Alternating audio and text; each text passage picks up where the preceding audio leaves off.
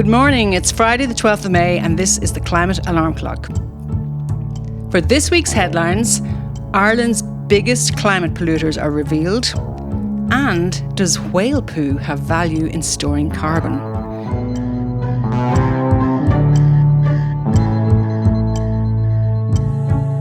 Hello and welcome to the Climate Alarm Clock, your weekly Irish climate news podcast. I'm Anna Pringle. Unfortunately, Dara is not well this week, so we hope you get better soon, Dara. But I am joined by the resilient Ciara Daly, as always. Hi, Ciara. I'm also sick, but I turned up because I care about the planet. Just hang on for the next half an hour, Ciara, okay? And we're also delighted to welcome back Tom Spencer, who is a regular on the show now. And Tom is back with us, fresh from the Greenwashing Awards that he launched last week. Good morning, Tom. Welcome, Tom. Good morning. Thanks for having me back. Good. And you survived your awards. You're still here. Just about so far, yeah. Good. Good stuff. So just a reminder to listeners, if you like the podcast and you would like to support it, you can buy us a coffee at buymeacoffee.com/theclimatealarm. And I have to say that I think we get more of a kick out of the nice comments that we get on there than anything else. So this week we had Marika, who commented that I'm so grateful for your super podcast. It's the best place for me to keep up with Irish and worldwide climate news. Thank you so much, Marika. That's so nice to hear that. And then we had John, who said, keep up the great work in advocating for some bloody action, please, already. So John sounds like, I'm adding the tone there, but John sounds like a man after our own heart. So thanks again for that. We really do love to get the feedback because sometimes you feel like you're talking into the void. I'm still amazed that people are writing on this every week. I'm waiting for the week where we're like, oh, no one wants us. Yeah, maybe that'll be the comment next week. We don't want you anymore. Get lost, climate weirdos. Okay, with that, on to our news for the week. And our first story is about Ireland's biggest climate polluters. So, Tom, I think you're going to take us through this one. Yeah, absolutely. This is a great piece from Caroline O'Doherty in The Independent. So I think we often hear about these massive corporations that are global corporations that are doing huge climate harm, but this is very specifically about homegrown polluters. So it talks about 100 factories, power plants and airlines that emitted 25 tonnes of CO2 in 2022. That's a huge amount of CO2. Everything else that we produced in Ireland amounted to around 45 million tonnes on top of that. Oh. So we're talking about the likes of Ryanair, ESB, Irish Cement, Aer Lingus. These are Irish companies that are doing a huge amount of harm. And sort of put it into context, Ryanair's emissions alone were equivalent to about 750,000 Irish people's carbon footprint. And to put it into even more context, Uganda emitted about 5.78 million tonnes of CO2 in 2021. So Ryanair last year emitted almost twice as much as a whole nation. So wow. Pretty shocking story. And it really shows actually, you know, we think about these multinational corporations that come into Ireland as big emitters, but we have huge emitters here at home. Yeah. No, I mean, and to be fair though, the reason those companies are big emitters is because they are providing services that are essential. In some cases, not in all cases, but for example, ESB is one of the big ones. Bord na Móna. I mean, you know, we have to have electricity. We have to have ESB, and you know, and they're working hard to reduce their emissions. But places like Moneypoint are a big part of that, aren't they? The coal burning generation in Moneypoint is a big part of that for ESB. It's interesting because the way they've almost been found out is the emission trading system. So this is showing us just how much they're polluting and how much they're trying to sort of effectively offset. So the emissions trading system offsets around about 4% of Ireland's annual emissions.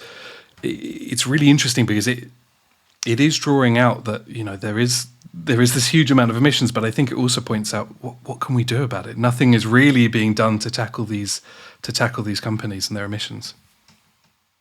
So that's kind of the point of this list. It's not just to bring our attention to it, but it's kind of to, or is it? It's kind of to bring our attention to the fact that nothing's really being done to bring these emissions down. Well, no, the list is generated by the emissions trading system, so that's transparent, and it's just a way of finding out who the biggest climate polluters are. And fair play to Caroline O'Doherty, who does great work. and has gone and just looked at that. Yeah. So it just gives you a flavour for it. Now, they're not, I mean, that's 100, as Tom said, 100 organisations that are generating so much. And if you think about if that 100 companies effectively reduce their emissions, it would make a huge difference. And I think that's the point. But the other point, though, that's also covered in the article is because so many of them are providing essential services and products, it's not that easy, so there's a lot of jobs in those companies, there's a lot of tax revenue for the government, so it's a balancing act of how do you provide those services while reducing emissions. So that's not, it's not an easy challenge. It's not as easy as saying to all those companies, stop. Yeah. I think there's an interesting climate justice angle to it as well, which is, we're still at that point where we're told you and I need to act more, we need to be better, which we do, we absolutely do. But, Irish cement is a really good example. It's the third biggest emitter on the list. There's a huge march. I live near Limerick. There's a huge march with thousands of us that went out onto the streets and said, we don't want them to burn medical waste or tyres or other huge pollutants. The Irish EPA charged €126 per person to put in a complaint about this. What? And yeah. And they produced 1.7 million tonnes of CO2 last year. So the problem is that I feel like we still have this aspect where you and I are being held more accountable than these companies. And you're right, Anna, we need a good transition where we're maintaining jobs. But I think it shows also how little action's actually been taken against these corporations. The government seemingly is still going for the easy win, which is making you and I act and not really holding those who are most accountable. I need to go back on what you've just said, Tom. The EPA, the Environmental Protection Agency, are charging people to complain. Yeah. So at the time it was €126. I don't know if it's changed since then. But each time it's effectively an admin or a processing fee.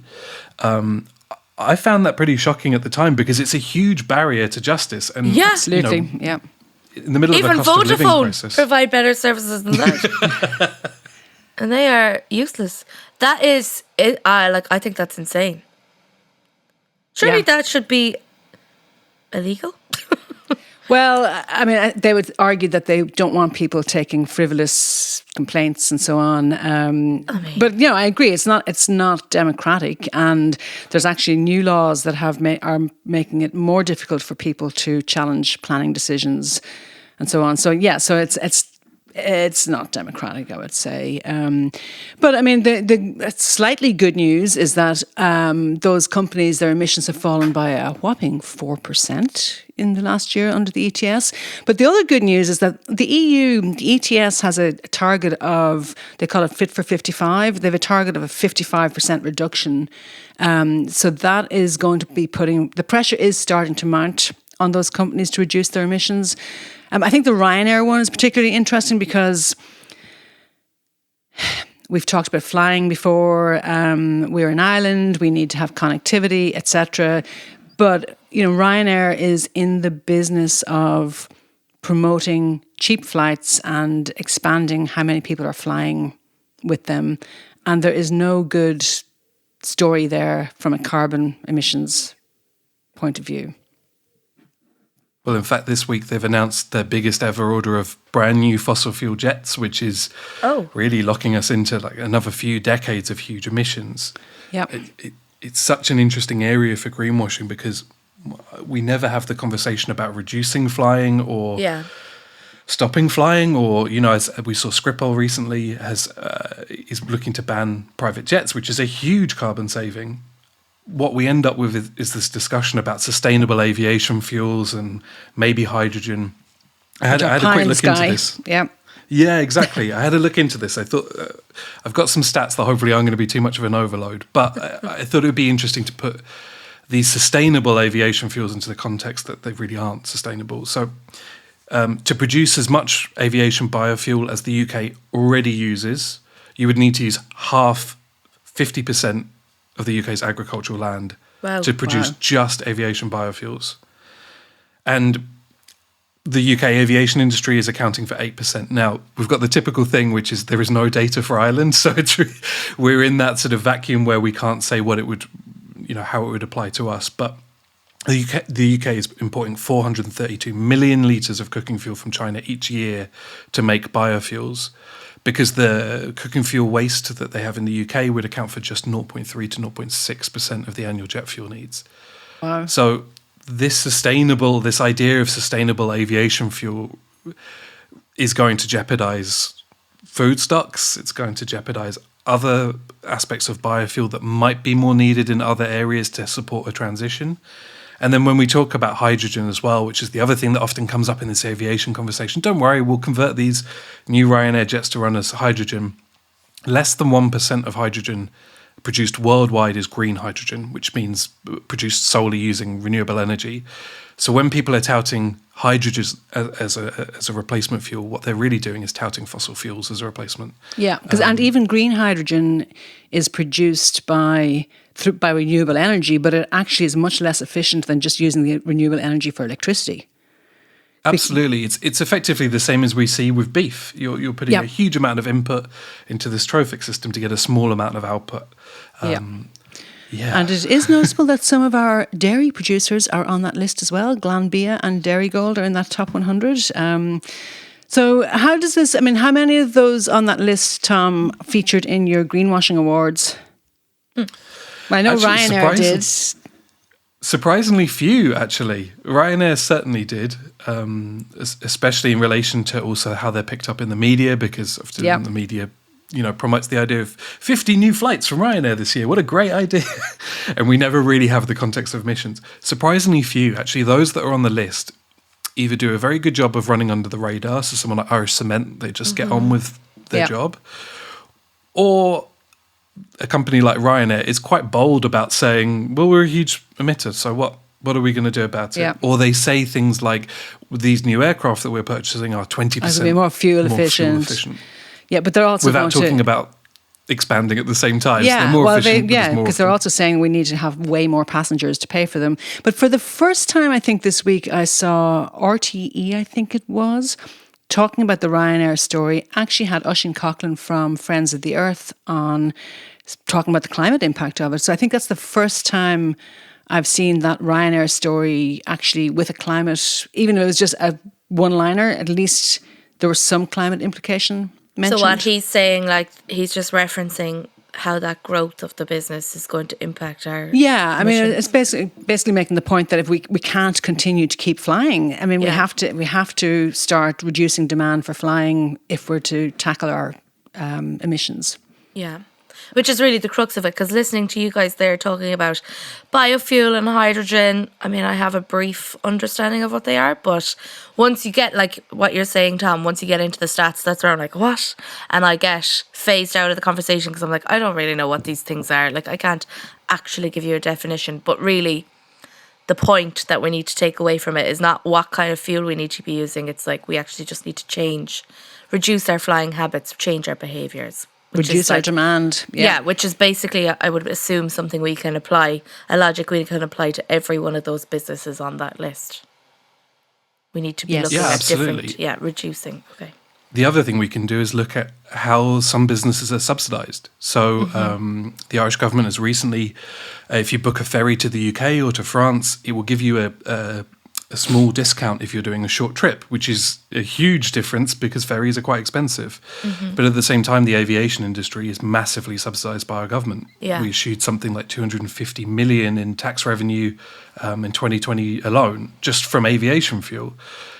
So if we start to change it, at the moment, the problem is the price of a plane ticket isn't actually the cost of the plane ticket. And as soon as we start to change that, I think people will start to see this isn't the best option, as well as being transparent about the carbon. There's been a huge amount of greenwashing there for years.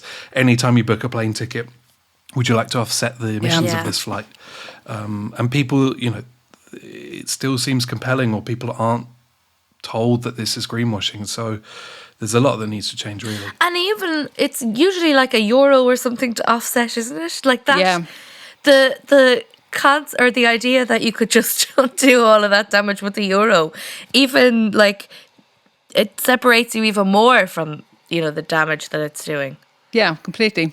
And that's not a criticism. I still fly, but it is that, just on the greenwashing element, it's just kind of giving you that idea that this isn't that big. You have such a big association between the damage and the cost of something, and €1 just totally kind of breaks so down Ryanair will give €1 of your money to donate to a good cause as an offsetting.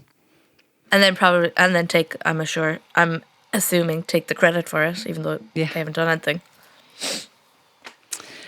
Okay, well, we move on to our second story. So those companies we were talking about were part of the emissions trading system, which is a carbon market. And the second story is about a different kind of carbon market. So it's a market in whale poop. I mean, seriously, I read the story during the week and it boggled my mind, I have to say. So this came up in the Financial Times, it was the Financial Times, and what they are talking about is how whales could become carbon-based assets. Just stop and think about that for a minute. So the FT reported that whale poo could be environmental gold dust. Not exactly how I would have described it, and I imagine probably a bit bigger than dust, but, there you go. So this story is about taking the whales, great whales, which are the large ones, and looking at them as carbon storage vehicles. And also then as they poop and as they go into the ocean, they are helping phytoplankton. Phytoplankton are little tiny organisms in the water that produce more than half of the world's oxygen, and they also suck CO2 out of the atmosphere, as much, by some estimates, as 4 Amazon rainforests. So the whales, if we've got more whales, we've got more phytoplankton, and therefore more carbon removal. So some genius came up with this great idea that instead, to protect the whales, well, we could just say, let's protect the whales and save them from extinction. But even better, let's turn them into a valuable and tradable financial asset, because that's what whales should be, right? And, we talked about economists last week. We haven't mentioned them yet this week. But guess what? Guess who came up with this brilliant idea? Farmers. No, it was an economist. And they're trying to work out, this economist is trying to work out the monetary value of great whales and their carbon capture services. So, Anna, I had sensing a little bit of,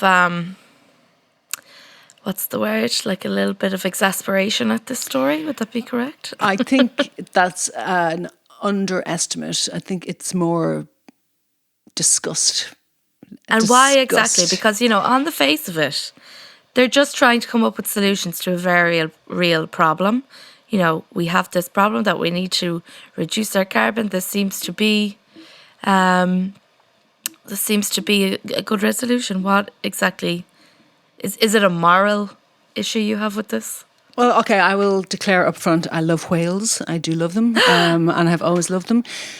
But apart from that, I'm like, there are some things I believe you cannot turn into financial assets. Yeah. It's like, treating people as financial assets, which of course the financial markets do.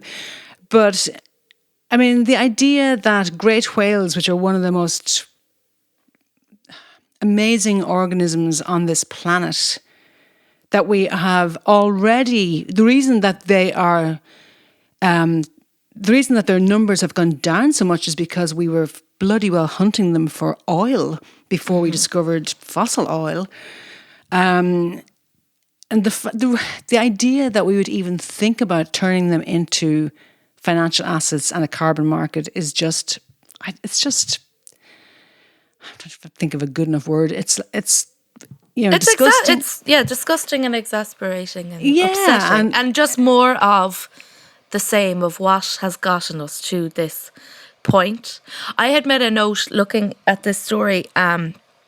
You kind of mentioned there that, it was an economist that came up with this, which I find interesting because over the last year or two, I've kind of been trying to dip my toe into the world of economics and understand what it is and how it works. So I made a note to myself, not all economists, let's get it going. Because what I have is this kind of thinking is representative of capitalist economists or free market economists, which I want to do a few term checks there because it's not something that rolls off my tongue easily, and I'm sure there's a few listeners that would be in the same situation. Excuse me.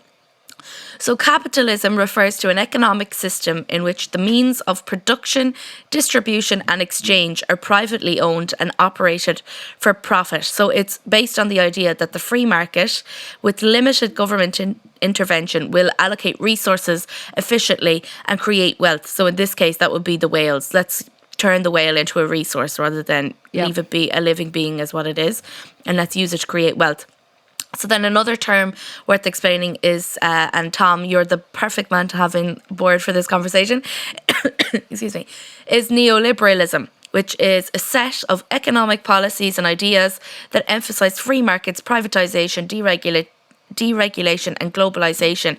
So neoliberalism advocates for reducing government intervention in the economy and increasing the role of the private sector, which is essentially what we're seeing happening here. So, you know, when I say the hashtag not all economists, I mean basically that not all economists buy into this idea of commoditizing or commodifying whales and turning them into like a financial product. But in this case, this is what's happening. But it is worth noting that, you know, there is other ideas that people can buy into, and there is other ways of viewing the world. So that's my just kind of in defense of economists. They're not all bad. No, you're exactly right. And like this is an example of ultimate neoliberalism, if you ask me. The Financial Times does note that there's some issues with this. Like, for example, you'd have to assign ownership of the animals. So who owns whales? And like they're migratory animals. They swim past many countries. Some of them swim from like pole to pole almost. So who owns the whales? You know, and like it's, yeah. There's one aspect it completely leaves out, which is what we're seeing is increased ocean acidification. Yeah. So while it talks about the idea, the money, so one aspect it says is the money that'll be put in to save, you know, to commodify these whales will be put into their conservation. But their natural habitat is in decline. So we're going to see, you know, you can try and conserve these things, but if they're dying out because of the climate crisis, it doesn't really matter what you do. One aspect I thought that was interesting as well is we're starting with whales, but, you know, we often talk about the value of the Amazon rainforest, or we talk about the value of other animals within an ecosystem. So we're not valuing nature, we're commodifying it. And at what point do you stop? Do you look at the, you know, is a panda worth €4? Is a cat worth €1? But also then in that context, what I thought was really interesting is what's the carbon value of a human? Yeah. Because obviously what you're doing here is taking the economic value of a whale and dividing it or timesing it by the amount of carbon good that it's doing.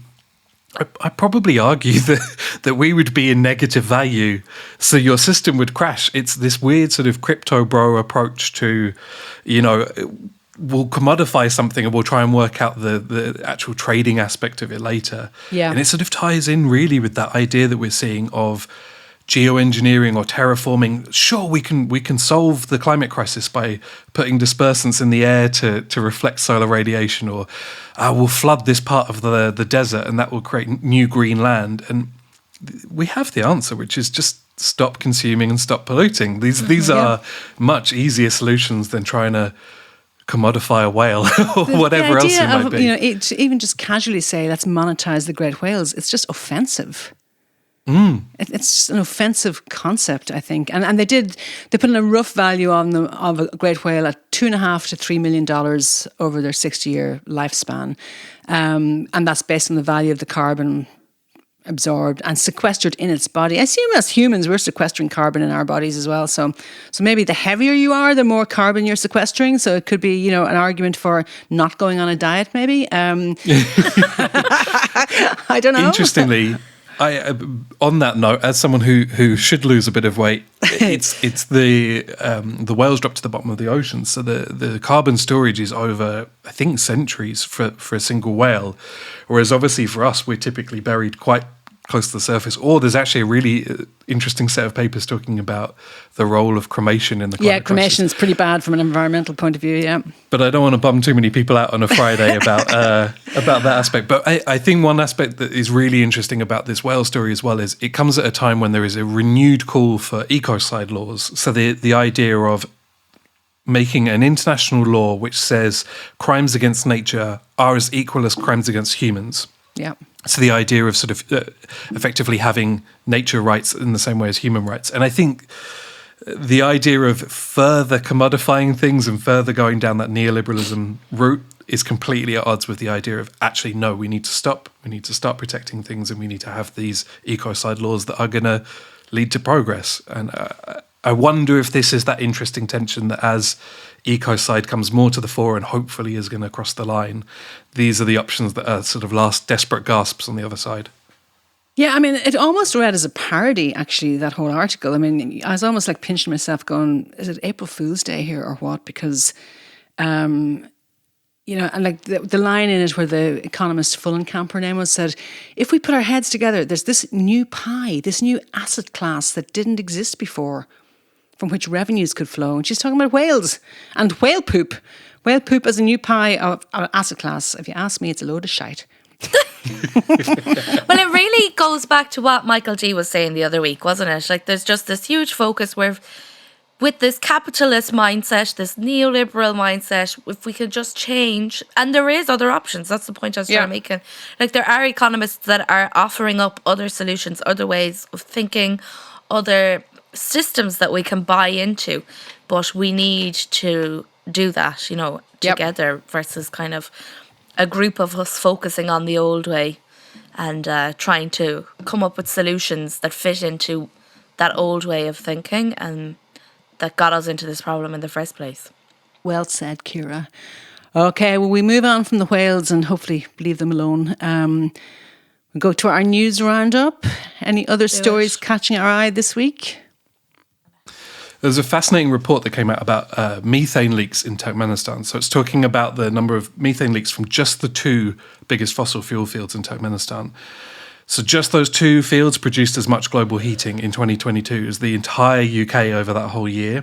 It's a really fascinating report from The Guardian. They actually funded the investigation themselves, so it really shows the value of good climate journalism here. And methane is still that greenhouse gas that we sort of still avoid talking about. It's responsible for half of short-term climate warming. It's this massive, massive problem.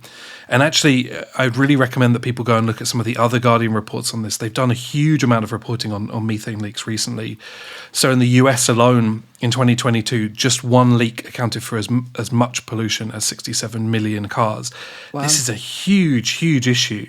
And there's some good news here too. The US and the EU are looking to implement new legislation. So the US is looking at introducing reductions of around 55% on methane leaks, while the EU is looking at legislation to cut methane emissions by 30% based on 2020 levels.